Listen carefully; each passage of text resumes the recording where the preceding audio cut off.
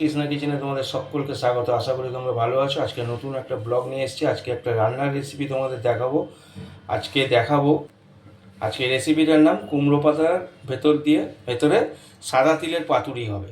কুমড়ো পাতা দিয়ে মুড়িয়ে সাদা তিলের পাতুরি হবে। তো দেখো রেসিপিটা শুরু করছি।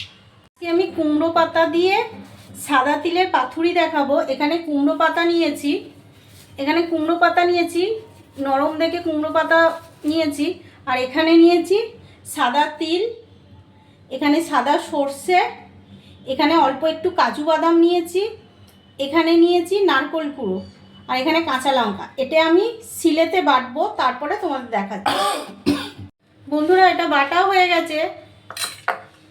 আর এখানে আমি নুন দিয়ে দিচ্ছি পরিমাণ মতো নুন দেওয়া হলো। এখানে তেল দিচ্ছি, সর্ষের তেল। হ্যাঁ, সরষের তেলটা ভালো করে এর সাথে মিশিয়ে নেব। এবার এইটা কুমড়ো পাতাতে ভালো করে এটা দিয়ে দেবো। এর মধ্যে একটা কাঁচা লঙ্কা দিচ্ছি, এর মধ্যে অল্প একটু তেল দিচ্ছি। এটাকে আমি এইভাবে মুড়িয়ে দেবো। এটাকে এইভাবে মুড়িয়ে আমি এখানে কাঠি নিয়েছি, টুথপিক নিয়েছি। টুথপিকটা এইভাবে গেঁথে দিলাম।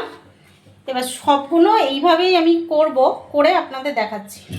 আমি একটা তাওয়া বসিয়ে দিয়েছিলাম, তাওয়ার মধ্যে তেল দিয়ে দিয়েছি। এবার এখানে আমি পাতুরিগুলো ভাঁজ করে নিয়েছি, এবার এর মধ্যে দিয়ে দেবো। দিয়ে আমি একদম গ্যাসটাকে আস্তে করে দেবো।